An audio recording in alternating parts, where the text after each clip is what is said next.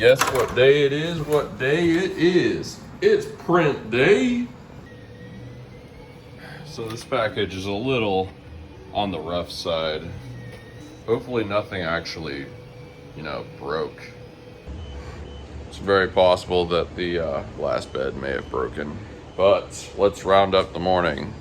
This nozzle clog, this Charco is fine. This is part of the burger.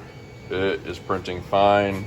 And somehow I bumped this and ruined it. Which really, man, I feel bad about that one. This is a raptor skull. Everything is going swimmingly. So you guys might remember the Chihuahua dish. I had one and I'm trying to print it, and I've printed it like 3 or 4 times and it just will not print. It just won't stay put. And the thing that's crazy is the first one was fine.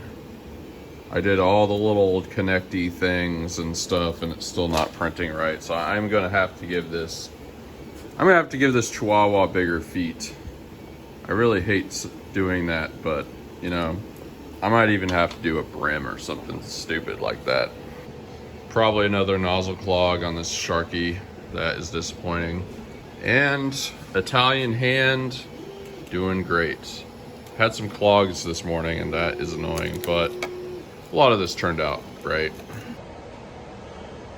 The saying goes, an army fights on its belly. In the same sense, this business fights on its filament. We really got to resolve this situation. We have a little bit in stock, but we really need to fix this. I'm going to do the purge thing. I was thinking yesterday that wouldn't matter, but it's kind of worth a shot. This is a brand new motor after all, and I don't know why that would mess up. But if it doesn't, we are going to install this bad boy.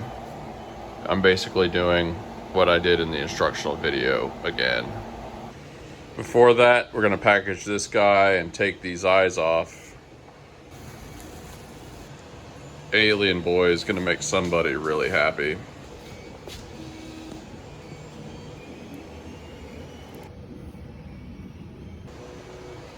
All right, we're doing this crap again. I think we need a little bossa nova for this. Something kind of chill.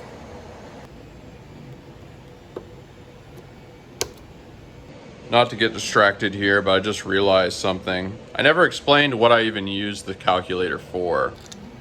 Obviously, there's a lot of business, accounting type stuff you do, but I need the calculator to calculate things for trades, mostly. Like, you calculate how much to buy to risk a certain percentage of your trading account. And then you also calculate like what price you need to sell at in order to get your profit loss. The reason I actually got a wired or a normal calculator is because every calculator app takes like a while to load, and then there's like ads and stuff a lot of times. And it's like, am I really gonna do that? I'm just gonna get a calculator. And that's the story of that. Random thought. But if you're gonna leave a bad review, don't make your username like basically your name and have like your picture, because people don't understand this, but those reviews are public and a lot of times you can kind of search for them. Like if you're doing a little Google search on somebody, sometimes that'll show up. So like if you leave a super unhinged review, somebody's gonna see that and be like, oh, Robert Brown is a real dick. With these sorts of things, I like to make sort of a succinct note of what I know about this thing, because I'm definitely gonna forget. You have to have a little humility when it comes to your memory. All right, almost finished with this, but we gotta take a break and run packages to clients.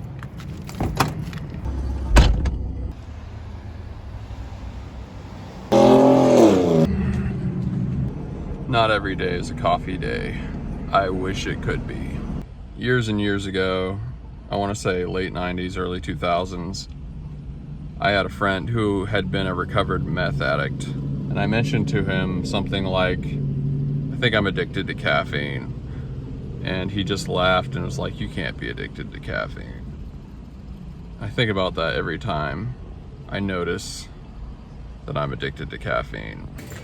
I say things a lot. I say things every day. This is taking forever, but we are going to be routing the power from here. We're going to hook this up to the knob switch, rocker switch thing. Then we're going to connect that to the new old motor. You'll notice that I used a paint marker, 2 paint markers, to denote the slots that the wires should go in. We know that this was not the problem with the last thing that happened because it had the exact same result when it was wired through this versus not being wired through this. All right. We've got the indicator light there, the power is reaching this. There's no reason why this shouldn't work, but we will let it get to temperature and hopefully we see some action.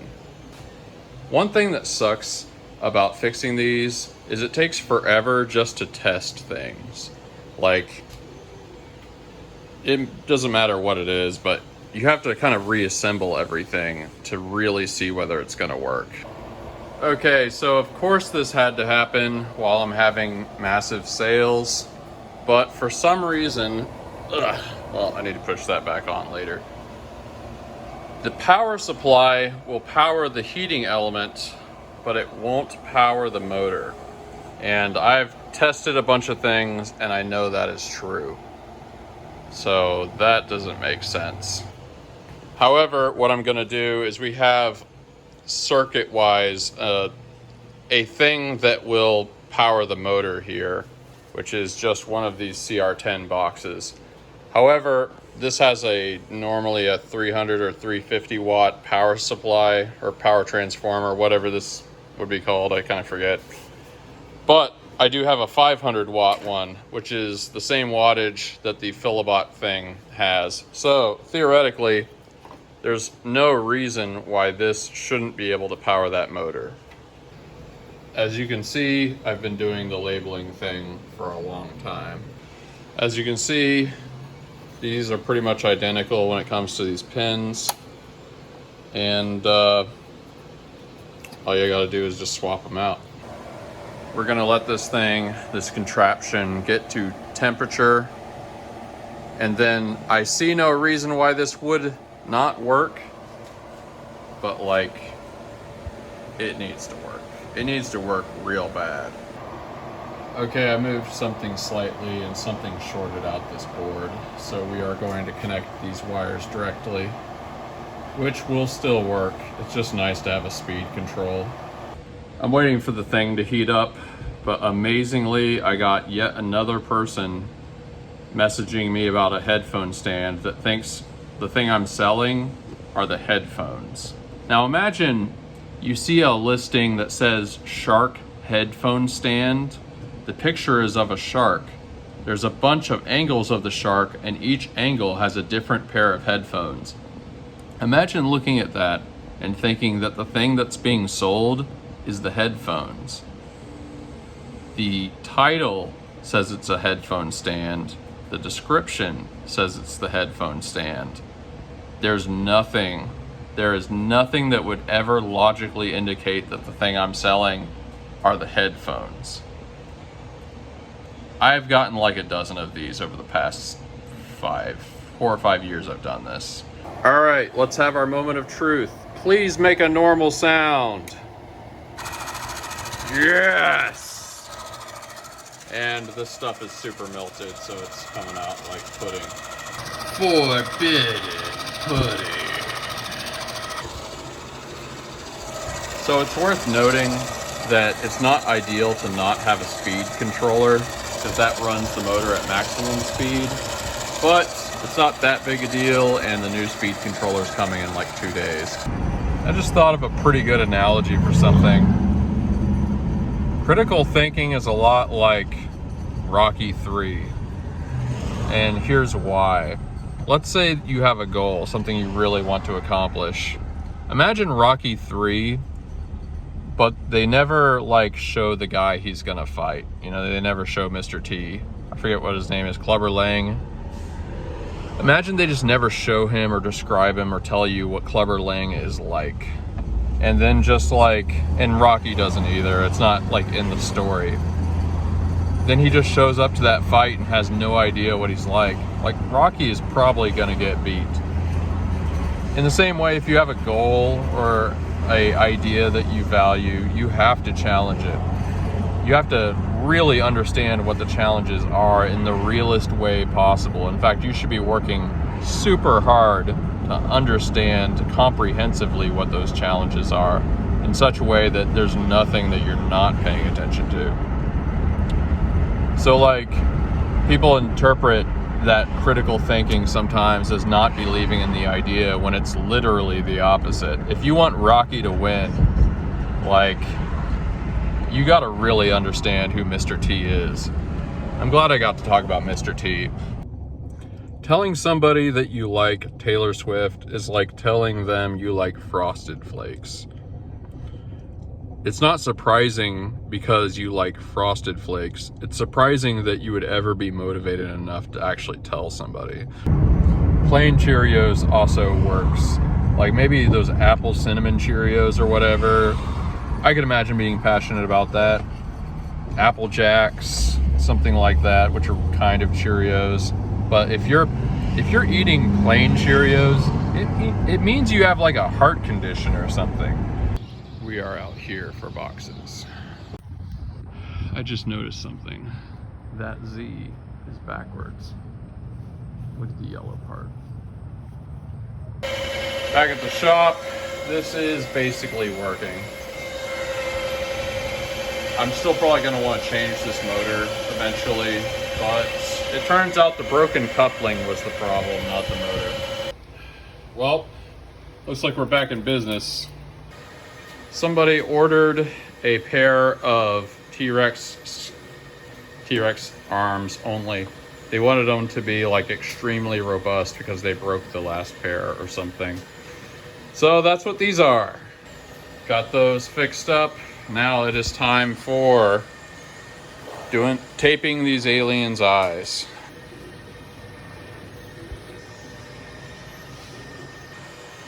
Somebody got a trio of kangaroo dishes, kind of big ones too. You may not be able to tell, but this is burger meat. Okay, running this for a long time, I would say this problem is completely fixed. The diameters are incredibly consistent. You get very little movement in the string itself. And it's looking pretty. Oh yes, my favorite drinks. Look at that. Froggy boy. Getting late, but we've got a few more things to paint, this octo being one. All right, we'll take the tape off the eyes once this thing fully dries, but it's looking pretty cool. Okay, I've been meaning to get a look at this all day long, but the extruder situation literally just destroyed the day. So let's actually see if anything's broken. Wow, look at how they packaged this S5. There's no padding in here. This is the glass bed. But amazingly, somehow I don't think this glass bed is broken. Like, imagine shipping it in a box that looks like this with no padding inside, and somehow this giant glass bed didn't break. I mean, this is like a miracle. So it included one of these, which is nice because that is what I use. Standard control box. It's got like all the little accessories. He did wrap up this stuff, which can't break, generally speaking. And I cannot believe this glass bed survived. with zero padding, in with a bunch of heavy things that can run into it. I mean, I'm literally flabbergasted. All right, so today was literally pretty insane, but I got a lot done, and we got this guy that we'll set up tomorrow. So what I'm grateful for, I've pretty much just said it, it's the fact that this glass bed somehow survived. Like, I ship things with like tons of bubble wrap, and sometimes that stuff still breaks, and it's not as fragile as a thin 2-foot 500 millimeter by 500 millimeter piece of glass, literally half meter in each direction. That's pretty awesome. So that's what I'm grateful for today.